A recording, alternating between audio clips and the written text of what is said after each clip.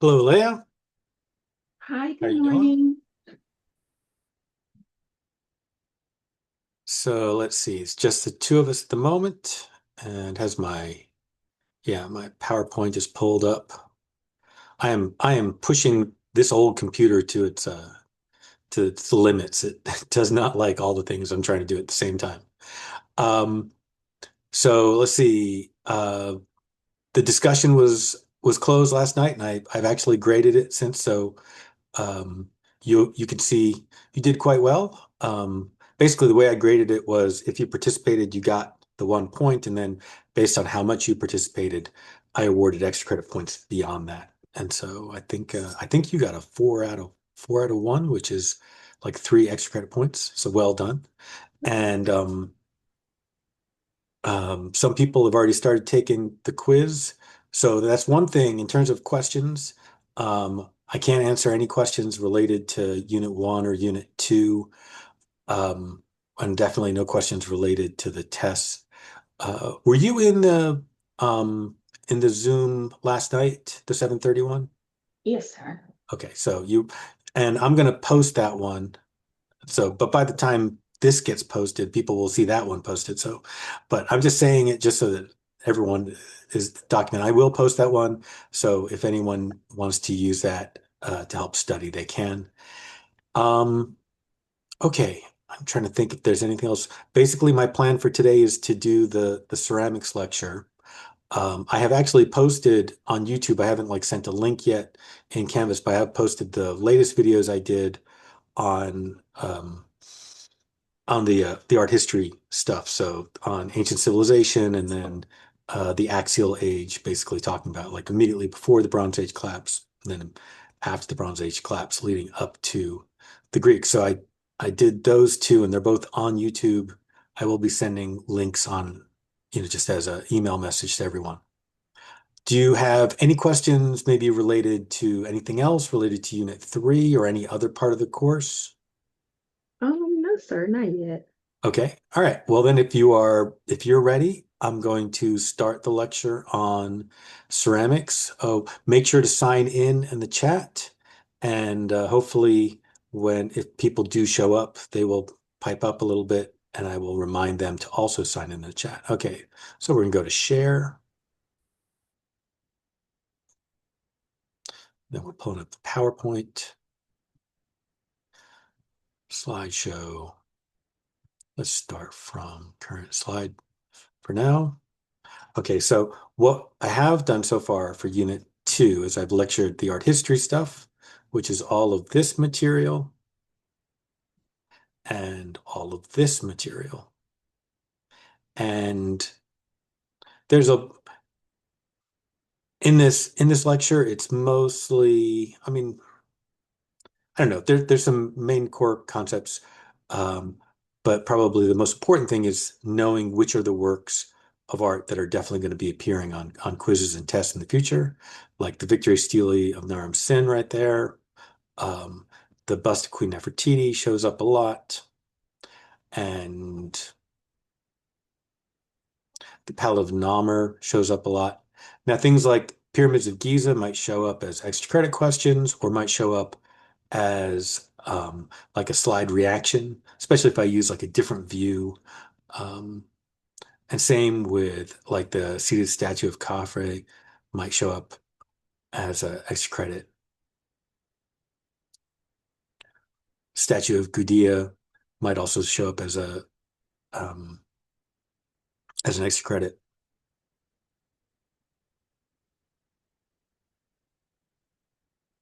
So here, with the dying lioness coming from the wall reliefs of the Palace of Ashurbanipal, that's a definite shows up on many a quiz and a test.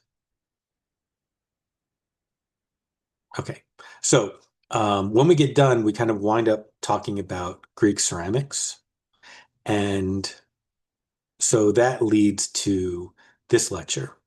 And so this will be um, a little bit of like it.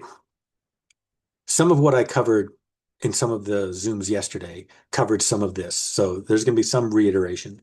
But so ceramics. What is ceramics? Let's start from the basics. So we're talking about art mediums. Every unit has an art medium lecture. In unit one, it was drawing, which is appropriate. And in unit two, it's ceramics, which may seem kind of surprising, but ceramics is really probably the next most fundamental art form for humans. People have been making ceramics for a very long time. Fired ceramics a little bit less, but like going back, we're actually dating when the very first fired ceramics. It's hard to do. Um, but it could be as old as like 8,000 BCE, but it could be even older. We have a Venus figurine right here that she's a ceramic Venus figurine and she's fired, but we don't know for certain whether that Venus figurine was fired purposefully. There are, you can imagine circumstances by which a small piece of molded clay could be accidentally fired, could be have been caught up in you know, accidentally caught up in a forest fire, or it could have been um, accidentally dropped in a giant bonfire, like during a celebration or something. There are there are possible reasons, but anyway, exactly dating when the very first fired ceramics is a little bit hard. So I'm going to be talking about a number of different themes. And like always, just want to reiterate again, every lecture that I give has a starting page where I basically give you kind of the structure of what I'm going to be saying. So yeah. And I always like to have a kind of a grid of all the artwork or a lot of the artwork that I might be covering. Okay. So, like I said, the Venus of Dolny Vestonice is possibly the oldest fired ceramics in the world, and maybe it is purposely fired or maybe it is not. But we definitely also have some very old ceramics that we know was purposely fired. Um, I don't have any images of it, but I think there are some that are from China that are about 8,000 BCE. But then we also have some others. So I have some points as to why ceramics is really important. One, it is very old. People were making ceramics before they were writing, right? People were making ceramics before many a thing. People were making ceramics before we had domesticated the horse. So there you go.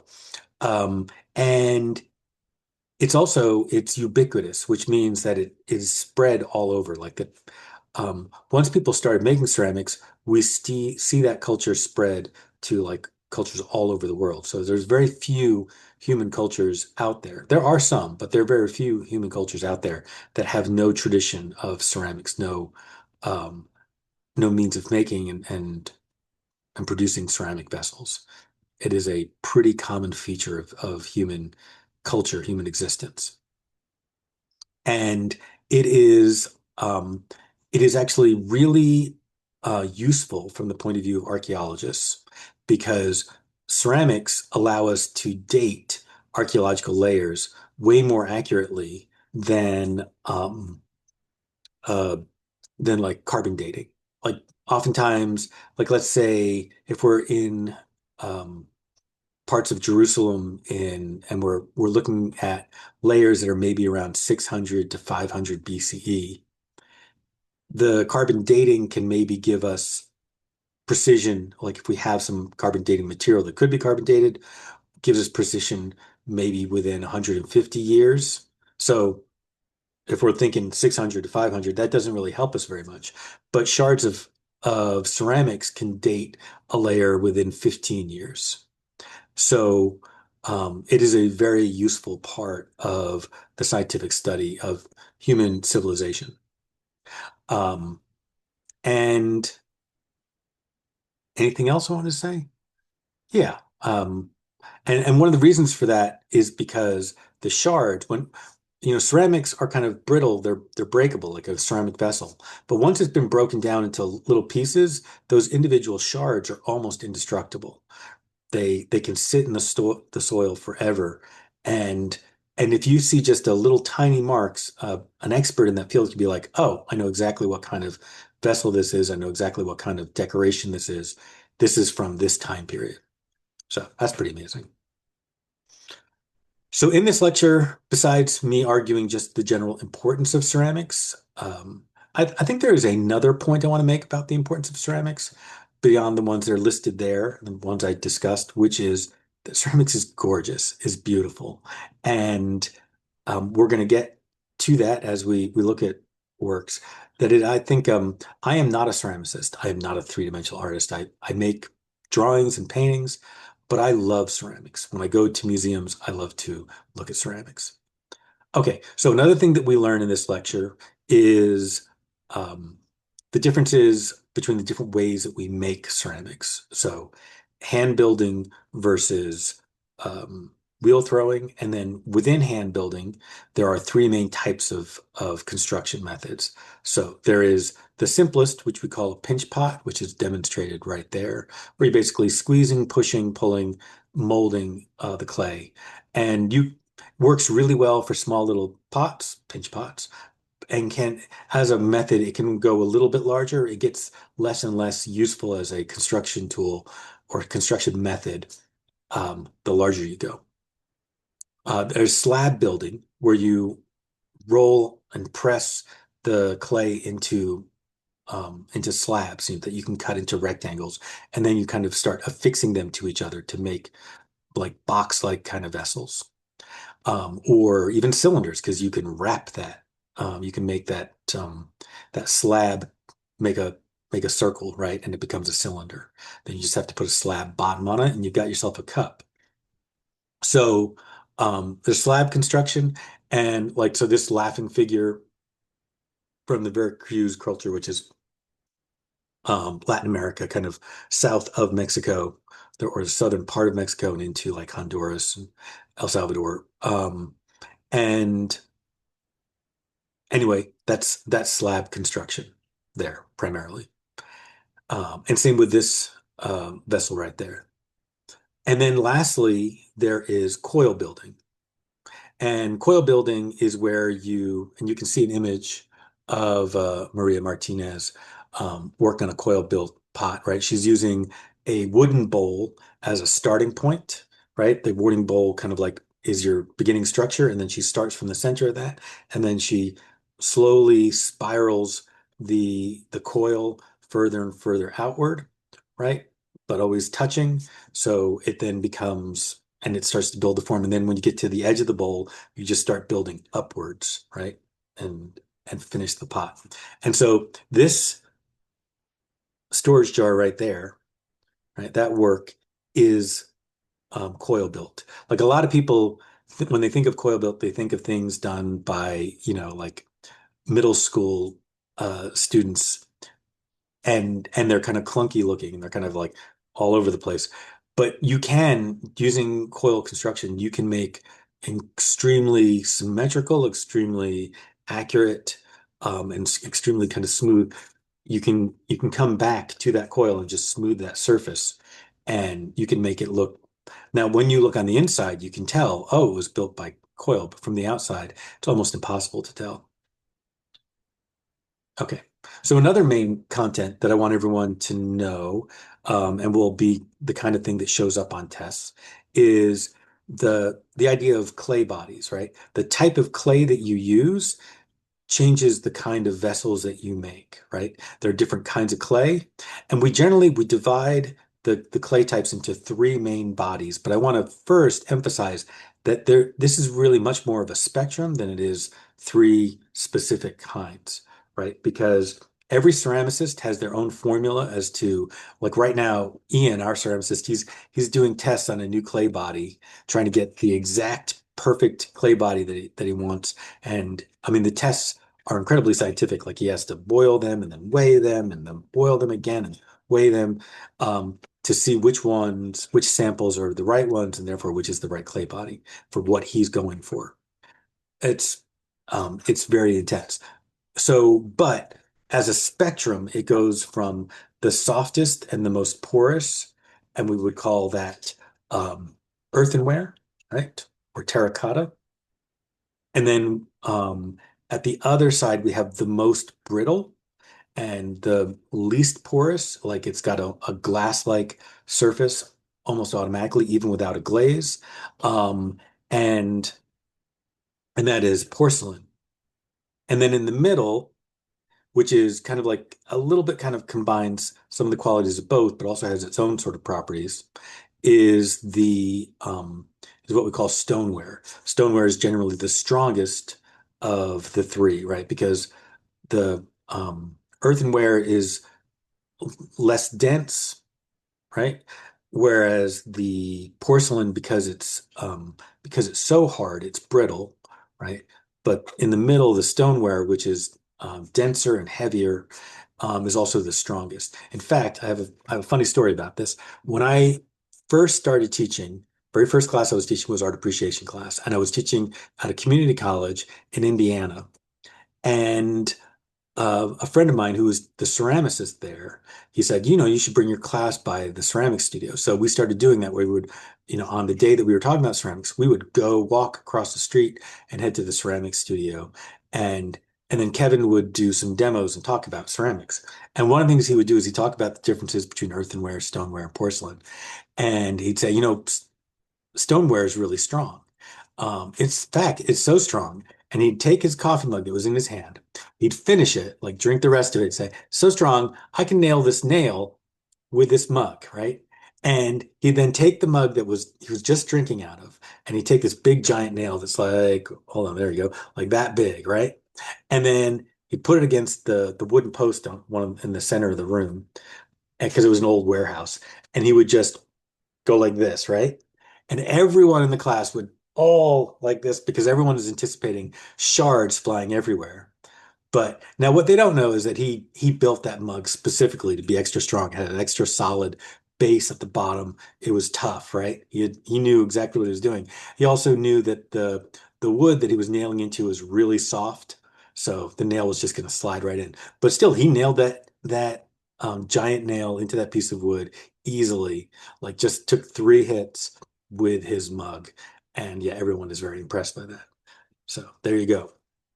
So what else do we need to know from this lecture? Well, there are a number of just basic terms that I want everyone to know about ceramics. So we use the term ware oftentimes to describe different stages of ceramics, but also different kinds of ceramics. So we say stoneware, right, as opposed to earthenware. But we don't have a similar term for porcelain for some reason. We also have terms like greenware, which is describes a certain stage versus bisqueware.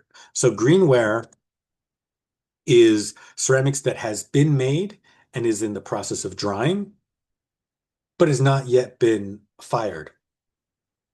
Bisqueware is ceramics that has been fired, right? Fired in a bisque kiln, but it has not yet been glaze fired. Now, sometimes some people won't actually do a glaze firing, but generally people do. Okay, and what a glaze firing is that basically when you put a glaze on it and then you fire it at a much higher temperature, um, the glaze kind of bonds with the surface and makes the clay. Generally, the glazes have a good deal of silica in them, so they're basically like they're glass, right? And so then it gives kind of like a glassy surface to the ceramics. Okay, so greenware. A leather hard describes how like your greenware could be really, really like just made, or your greenware could get, a little bit harder, and we would say that's leather hard, or it could be almost completely dry, ready for a bisque firing, and that would be bone dry. Okay. Scravito is a term that we actually learned also in last unit because we related that to graffiti and to graffito, the Italian term for making a mark on things. Scravito is when you scratch a mark into things. Bisque fired, right? That's the first stage of firing. Bisqueware is the ceramics that have been made from a bisque firing. Glaze fired is the second firing, right? Oh, and the kiln is the thing that the firings happen. Oftentimes you use the exact same kiln for your bisque firing and your glaze firing. Usually a bisque firing is a little bit slower and a little bit lower temperature, and a glaze firing is higher temperature. Okay, so besides that, one of the main things I want to talk about is just how beautiful ceramics is, especially how beautiful ceramics can be. When I go to museums, one of the things I often do is I go to the ceramics collection just to see like um, the Birmingham Museum of Art has a gorgeous collection of Korean, especially contemporary Korean ceramics, just kind of tucked away in a little corner. But it's a beautiful little space. I always visit that little section because it's just a an area of respite. Um, but the Metropolitan Museum of Art has like the most gorgeous collection of Asian ceramics, just about it I've ever seen. Haven't been to every museum in the world though, so maybe maybe the Louvre has it better. Anyway, and so I'm a huge fan of especially the Song and Tang Dynasty Chinese ceramics. Later ceramic periods in Chinese history are less interesting to me. They get more decorative, but these early periods where it's really about the the beauty of the form and the beauty of the individual maker, like and their individual hand and their individual kind of style decisions, I think is really gorgeous. And those periods of Chinese ceramics, actually the whole history of Chinese ceramics is extremely influential on Japanese ceramics, but especially those periods, because that was one of the periods when there was a large influx of Han Chinese people, like through the incoming of Buddhism into Japan. And so anyway, Japanese ceramics is also, and Japanese ceramics has whole traditions of like not just of the making of ceramics and different kind of cultures, like things like a I'm trying to think of like a raku firing. There are whole kinds of traditions just connected to Japanese culture and tradition of ceramics, but also their interest in tea ceremonies relates to that. And so in the early 20th century, now one of the things to understand is that in the West, different things were happening. And so ceramics was, um, darn it, that's probably my mechanic calling me. I'll have to call them back. Um,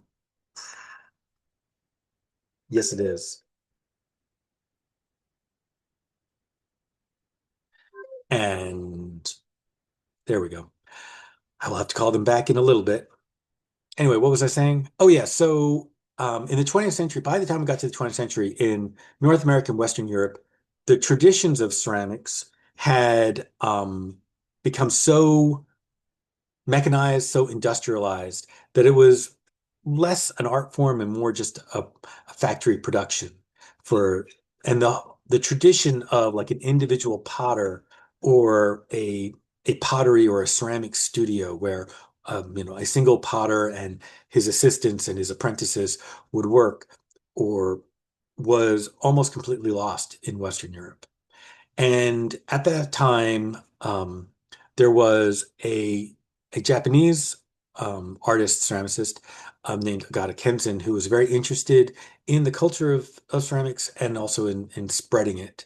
And there was a British individual, Bernard Leach, who was visiting Japan and really kind of fell in love with the Japanese culture of ceramics. And so the two of them kind of began this tradition of spreading this kind of culture of Japanese ceramics back, especially into England and then North America, and then later other parts of Europe. And so what's interesting is that our whole 20th century culture of ceramics as a studio art, as something that, like artists make rather than is made in a factory, really comes out of Bernard Leach, comes out of that kind of re-importing of the Japanese culture of ceramics back into or into Britain and then into North America. And so here we have some of the greats of American kind of like 20th century ceramics, such as Paul Soldner and Peter Voulkos.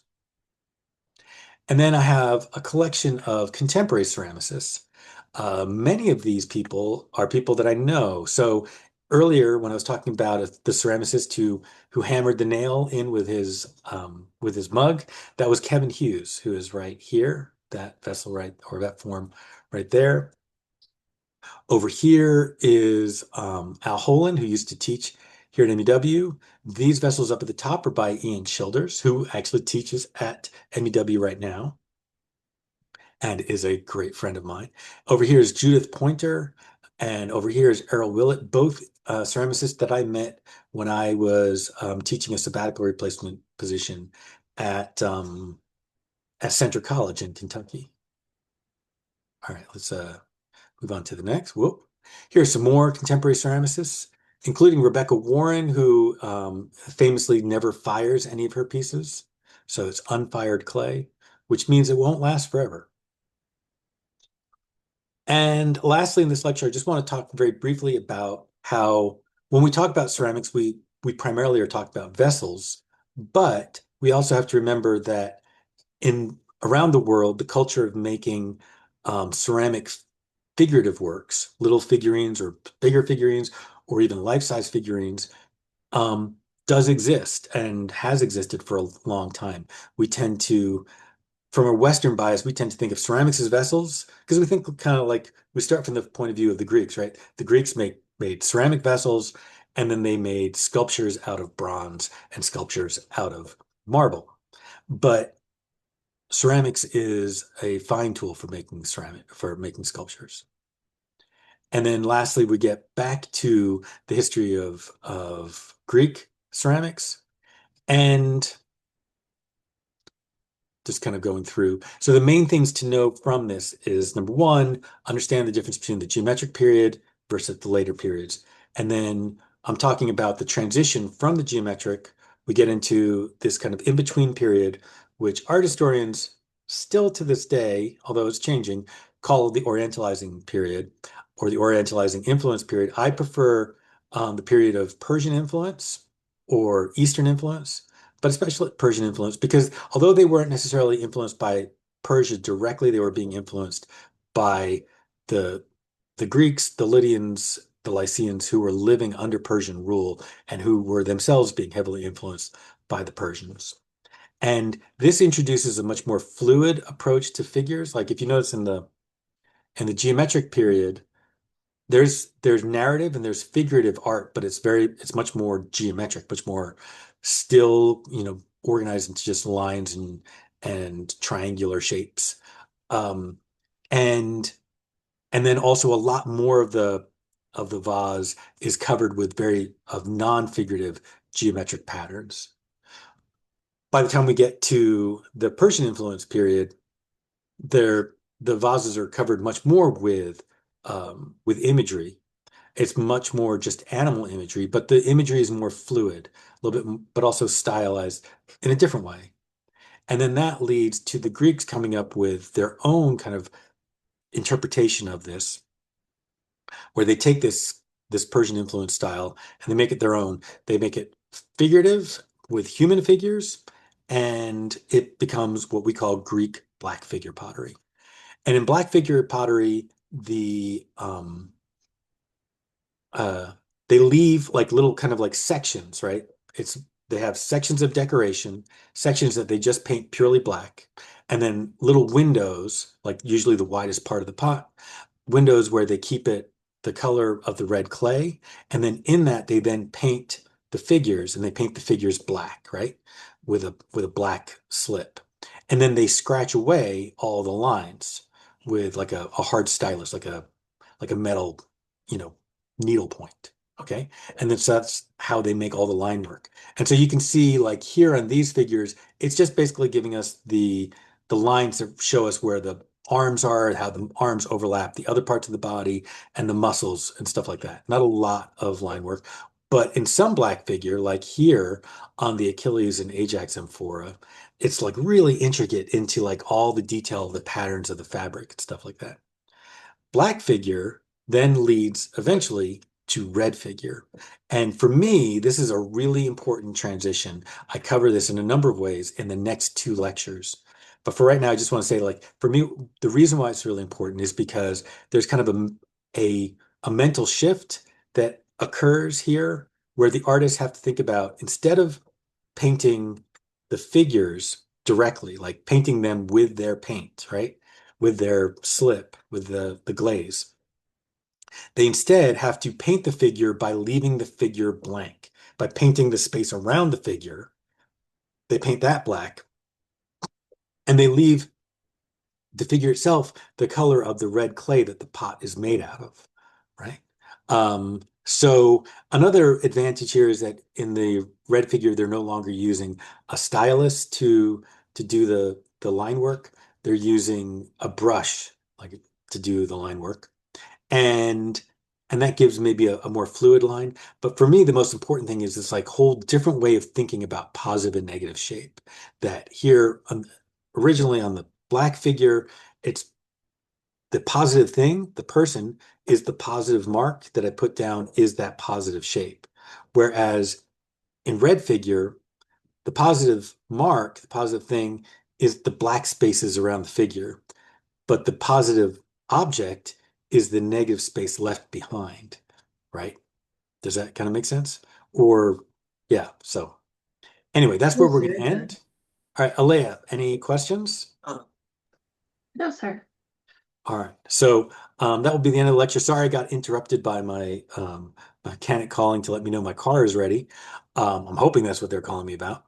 And sorry, periodically, sometimes my dog makes way too much noise. But otherwise, you have a great rest of your day. I'll probably be doing at least another video today.